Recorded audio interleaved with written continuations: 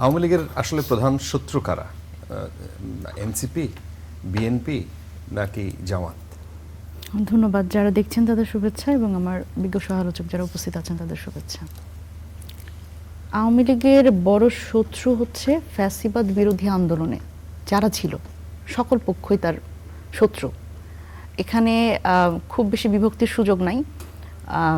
আমরা দেখেছি যে বিএনপিকে গত 17 বছর বিএনপি জামাতের যারা সমর্থক বলেন, নেতাকর্মী বলেন, তাদের গত 17 বছর কি পরিমাণ নিপীড়নের মধ্যে দিয়ে যেতে হয়েছে। বাংলাদেশের যে 700-800 আয়নাঘর, সেখানে বিএনপি জামাতের, সেখানে তারা এনসিপি ছিল না, আমরা তো ক্যাম্পাসগুলোতে আন্দোলন করেছি। এই জায়গা থেকে তাদের যারা নেতাকর্মী তারা সবচেয়ে বেশি ভুক্তভোগী। এবার এই জায়গাতে আবার এরকমও কিন্তু আমরা শুনেছি যে গত 17 বছর বিএনপির উচ্চপদস্থ যারা, উচ্চ পর্যায়ের যারা নেতারা, তারাও খানিকটা নেগোসিয়েশনের রাজনীতি করেছে টিকে থাকার জন্য।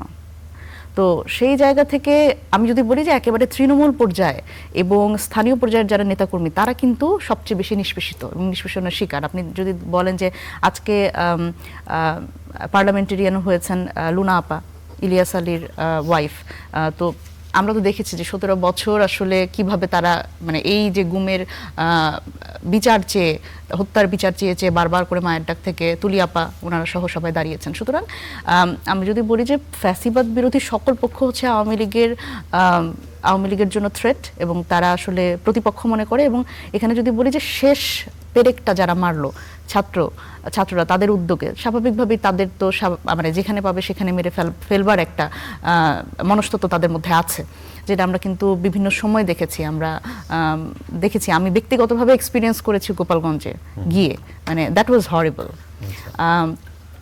মসজিদে আজান দিয়ে কিভাবে তারা বলছে যে এনসিপির ওরা আসছে, ওদের একটাকেও বেঁচে ফিরতে দিব না। মসজিদে মাইকে তারা বলছে সবাইকে যার যা আছে সব কিছু নিয়ে মাঠে রাস্তায় নামো। এবং মানে ওই সিচুয়েশন আসলে যারা ছিল না তারা আসলে বুঝবে না। কিন্তু দেখেন, আমরা ওখানে গিয়ে আমার মনে হয়েছে যে ওরা আসলে আওয়ামী লীগটাকে একটা ধর্ম মনে করে এবং সেই ধর্মের নবী হচ্ছে হজরত শেখ হাসিনা।